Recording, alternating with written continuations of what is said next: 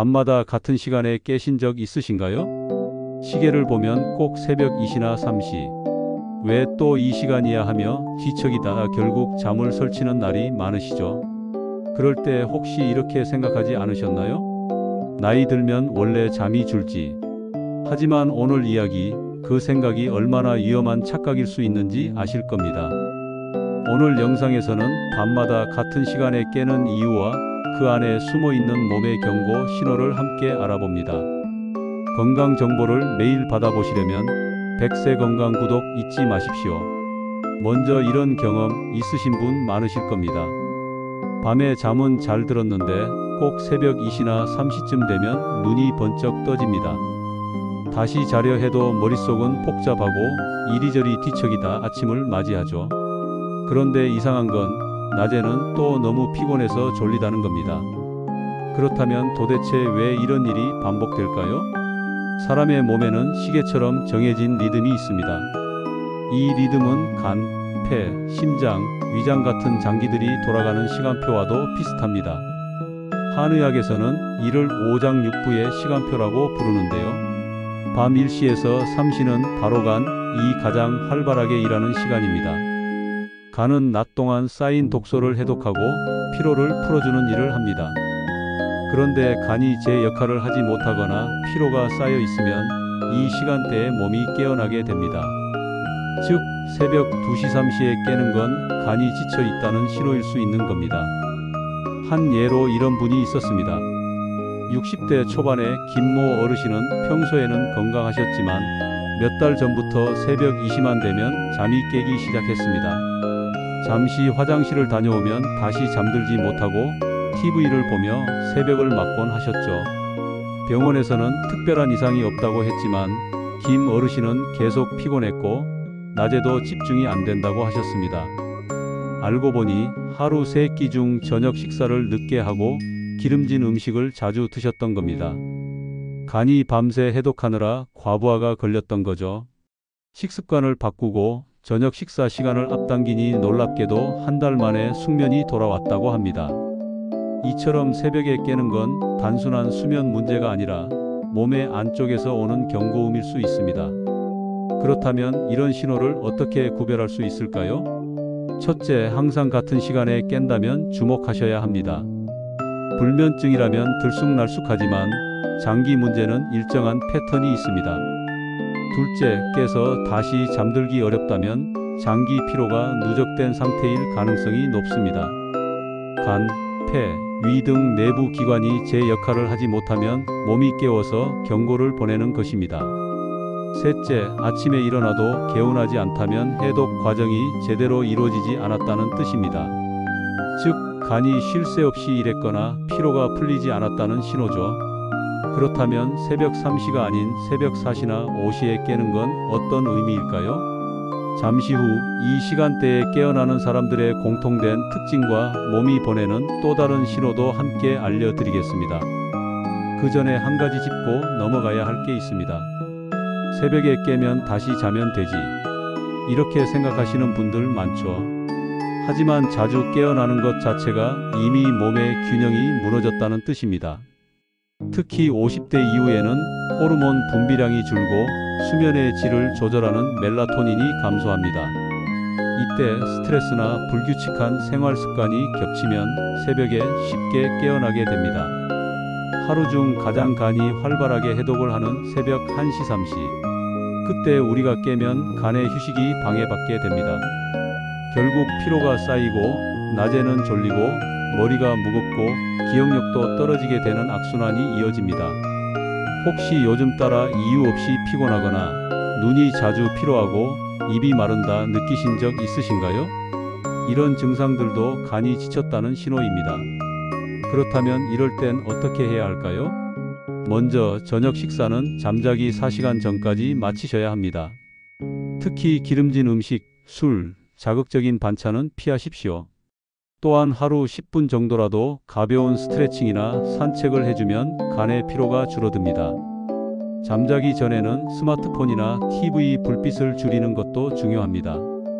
밝은 불빛은 멜라토닌 분비를 억제해 수면 리듬을 깨뜨리기 때문입니다. 이쯤에서 궁금하지 않으신가요? 나는 새벽 4시쯤 깨는데 그럼 내 몸은 어디가 문제일까? 바로 다음 이야기에서 새벽 4시 이후에 깨어나는 분들이 주의해야 할 또 다른 장기의 신호를 알려드리겠습니다. 새벽 4시쯤 눈이 번쩍 떠지신 적 있으신가요? 아직 해도 뜨지 않았는데 몸이 먼저 깨어나 버립니다. 그 시간에 깨어나는 건 우연이 아닙니다. 이때는 바로 폐가 가장 활발하게 작용하는 시간대이기 때문입니다. 밤사이 우리가 들이신 공기와 내쉰 노폐물, 그 모든 걸 정리하는 기관이 폐입니다. 그런데 이 폐가 피로하거나 노폐물이 쌓이면 몸이 스스로 깨워서 숨을 고르게 하려는 반응을 보입니다. 즉, 새벽 4시쯤에 깨는 건 폐가 힘들다는 신호일 수 있는 것입니다. 한 예로 70대 중반의 이모 할아버지는 요즘 들어 새벽 4시만 되면 꼭 한 번씩 눈이 떠지신다고 하셨습니다. 잠을 다시 청하려 해도 숨이 가쁘고 기침이 잦아져 도저히 다시 잘 수가 없었다고 합니다. 검사 결과 폐 기능은 나쁘지 않았지만 오랫동안 담배를 피우신 영향으로 폐에 미세한 염증이 있었다고 합니다. 그 미세한 변화가 새벽에 몸을 깨우는 원인이었던 겁니다. 이 사례처럼 새벽 4시 무렵 자주 깨거나 기침이 나신다면 폐 건강을 한번 점검해 보시는 것이 좋습니다. 특히 가을과 겨울철에는 건조한 공기로 인해 폐가 더욱 민감해지기 때문에 주의가 필요합니다. 그렇다면 새벽 5시쯤에 깨는 분들은 어떨까요? 이 시간대는 대장이 가장 활발히 움직이는 때입니다. 밤새 몸에 쌓인 노폐물을 배출하기 위해 대장이 깨어나는 거죠. 그래서 새벽 5시쯤 자연스럽게 잠에서 깨어나 화장실을 찾는 건 오히려 좋은 신호입니다. 몸이 제 기능을 하고 있다는 뜻입니다. 하지만 이 시간이 되기 전에 너무 자주 깬다면 대장의 리듬이 흐트러졌다는 뜻이기도 합니다. 예를 들어 물을 충분히 마시지 않거나 섬유질이 부족한 식사를 지속하면 대장이 무거워집니다. 이럴 땐 몸이 나 좀 도와줘 하는 신호를 보내며 우리를 깨우는 것이죠. 여기서 궁금증 하나 더 생기실 겁니다. 그럼 밤에 깨는 게 무조건 나쁜 건가요? 사실 그렇지는 않습니다. 몸은 스스로 균형을 맞추기 위해 잠시 깨우기도 합니다. 문제는 그 시간이 매일 반복될 때입니다. 매일 같은 시간에 깬다면 그건 단순한 잠버릇이 아니라 몸의 시계가 어긋나 있다는 의미입니다. 즉, 신체 리듬을 바로잡지 않으면 잠뿐 아니라 면역력, 기억력, 심장 건강까지 영향을 줄 수 있습니다. 잠이란 단순한 휴식이 아니라 우리 몸의 회복 시간입니다. 그 시간이 망가지면 건강의 밑바닥부터 흔들리게 됩니다. 그렇다면 어떻게 해야 할까요? 실제로 수면의 질을 높이기 위해서는 생활 리듬을 단순하게 만드는 것이 가장 중요합니다. 첫째, 잠드는 시간을 일정하게 유지하십시오. 매일 밤 10시 11시 사이에 잠자리에 들고 아침 6, 7시 사이에 일어나는 습관을 들이는 겁니다. 몸은 규칙적인 리듬에 익숙해질수록 안정됩니다. 둘째, 늦은 밤 스마트폰 사용을 줄이십시오. 밝은 불빛은 뇌를 깨어있게 만들어 멜라토닌 분비를 억제합니다. 잠자기 1시간 전에는 조명을 낮추고 조용한 음악을 듣거나 따뜻한 물에 손발을 담그는 것도 좋습니다. 셋째, 호흡을 깊게 하는 습관을 들이십시오. 새벽에 깨서 답답할 때는 억지로 다시 자려 하기보다 천천히 깊게 숨을 들이쉬고 내쉬며 폐를 편안하게 만들어주는 게 좋습니다. 넷째, 아침 햇빛을 10분 이상 쬐는 것도 중요합니다. 햇빛은 몸속 생체 시계를 다시 맞춰주는 역할을 합니다. 이 단순한 습관 하나로도 밤에 깨어나는 횟수가 줄어드는 경우가 많습니다. 잠시 후에는 새벽에 깨는 습관이 심장이나 혈압 문제와도 연결될 수 있다는 이야기를 드리겠습니다. 의외로 많은 분들이 이 부분을 놓치고 계십니다. 이제 심장의 신호로 넘어가 보겠습니다. 심장은 하루 24시간 쉬지 않고 피를 돌리는 기관이죠. 그런데 스트레스나 불안이 많을 때 심장은 긴장 상태가 지속됩니다.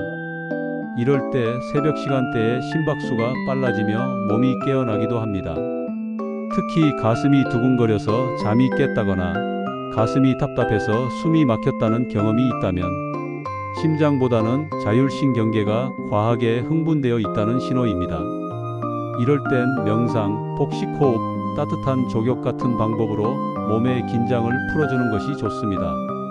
카페인 섭취를 줄이고 잠자기 전 TV 뉴스나 자극적인 영상을 피하는 것도 도움이 됩니다. 그런데요, 이런 증상들이 반복되면 단순한 피로가 아닐 수도 있습니다. 수면 중 자주 깨는 것은 수면 무호흡증이나 심혈관계 이상과 관련이 있을 수 있기 때문입니다. 따라서 2주 이상 같은 증상이 반복된다면 한 번쯤 전문 진료를 받아보시는 것이 좋습니다. 이쯤에서 다시 한번 정리해 보겠습니다. 새벽 2시 3시 간이 보내는 경고, 새벽 4시 폐의 피로 신호, 새벽 5시 대장이 움직이기 시작하는 시점. 이 시간을 통해 우리는 내 몸의 상태를 읽을 수 있습니다. 몸은 늘 우리에게 말을 걸고 있습니다. 그 신호를 귀 기울여 듣는 것, 그것이 바로 건강한 100세 인생의 첫걸음입니다. 잠시 후 마지막에서는 새벽에 깨는 습관을 완전히 줄이는 구체적인 하루 루틴과 실제로 70대 어르신들이 실천에 효과를 본 수면 습관 팁까지 알려드리겠습니다. 밤마다 깨는 습관 이제 바꿔야겠죠. 그렇다면 어떻게 하면 새벽까지 푹 잘 수 있을까? 실제로 수많은 어르신들이 이 부분에서 가장 어려움을 느끼십니다. 하지만 걱정하지 않으셔도 됩니다. 생활 습관을 아주 조금만 바꿔도 밤새 깨지 않고 숙면하는 분들이 많습니다. 먼저 하루 루틴을 만들어야 합니다. 나이가 들수록 몸의 시계는 더 예민해집니다. 불규칙한 생활은 몸의 리듬을 깨뜨리고 그 결과로 새벽에 깨는 일이 반복됩니다. 가장 좋은 방법은 몸이 기억하는 하루를 만드는 것입니다. 즉, 매일 같은 시간에 일어나고 같은 시간에 자는 것입니다. 이 단순한 습관 하나가 수면 리듬을 되돌려줍니다. 60대 후반의 박모 어르신은 퇴직 후 생활이 자유로워지면서 잠드는 시간이 들쭉날쭉해졌습니다. 그때부터 새벽마다 자꾸 깼다고 합니다. 하지만 아침 7시 기상, 밤 11시 취침을 꾸준히 지키자 놀랍게도 3주 만에 숙면을 되찾으셨습니다. 몸이 알아서 졸리게 만든다는 말씀을 하셨죠. 그게 바로 생체 리듬이 회복된 신호였습니다. 다음은 저녁 습관입니다. 하루 중 저녁 시간은 몸이 휴식 모드로 들어가는 준비 구간입니다. 이때의 행동이 밤의 숙면을 결정짓습니다. 첫째, 저녁 식사는 가볍게, 그리고 잠자기 4시간 전에 끝내십시오. 기름진 음식, 육류, 야식, 과식은 모두 간을 피로하게 만들어 새벽에 깨게 만듭니다. 둘째, 저녁 커피나 차도 조심하셔야 합니다. 카페인은 나이가 들수록 몸에 더 오래 남습니다. 오후 2시 이후에는 가능하면 카페인 음료를 피하는 것이 좋습니다. 셋째, 잠자기 전 1시간은 조용한 시간으로 정해 두십시오. TV나 스마트폰, 소음이 큰 음악은 뇌를 자극해 수면을 방해합니다. 대신 따뜻한 물로 손발을 씻고 은은한 조명을 켜두고 좋아하는 책을 살짝 읽는 정도가 좋습니다. 이런 단순한 행동 하나가 뇌에게 신호를 줍니다. 이제 쉴 시간이야. 이 신호가 멜라토닌을 자연스럽게 분비시켜 숙면으로 이어집니다. 그렇다면 잠자리 환경은 어떨까요? 의외로 작은 습관 하나가 큰 차이를 만듭니다. 먼저 방 안의 온도를 확인하십시오. 너무 덥거나 추우면 몸이 긴장해 자주 깨어납니다. 적정 온도는 약 1820도 정도, 그리고 습도는 4060% 사이가 좋습니다. 또한 이불은 무겁지 않게, 베개는 높지 않게 조정하십시오. 특히 목과 어깨가 긴장되지 않게 하는 것이 중요합니다. 어르신들 중에는 목 디스크나 어깨 통증으로 자주 깨는 분들이 많습니다. 이런 분들은 베개 높이를 손바닥 두께 정도로 맞추면 도움이 됩니다. 마지막으로 조명입니다. 취침 전에는 방 전체를 어둡게 하는 것이 좋습니다. 아주 미세한 불빛도 멜라토닌을 억제할 수 있습니다. 혹시 불안하시다면 간접등이나 작은 수면등을 쓰는 것이 좋습니다.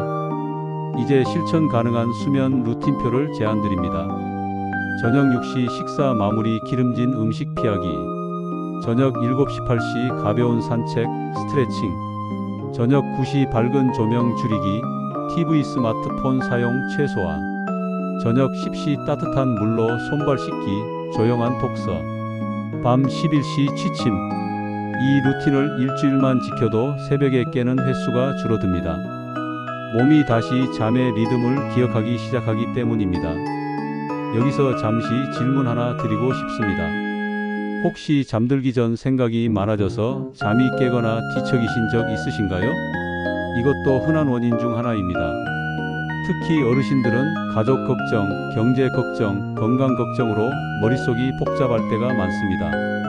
이럴 때는 억지로 잠을 청하기보다 종이에 생각을 써보는 것이 도움이 됩니다. 내일 해야 할 일, 지금 걱정되는 일을 적어두고 지금은 쉴 시간이라며 내려놓는 겁니다. 이 단순한 행동이 마음의 짐을 줄여줍니다. 또 하나 중요한 건 아침의 시작입니다. 숙면의 비결은 잠드는 시간이 아니라 일어나는 시간에 있습니다.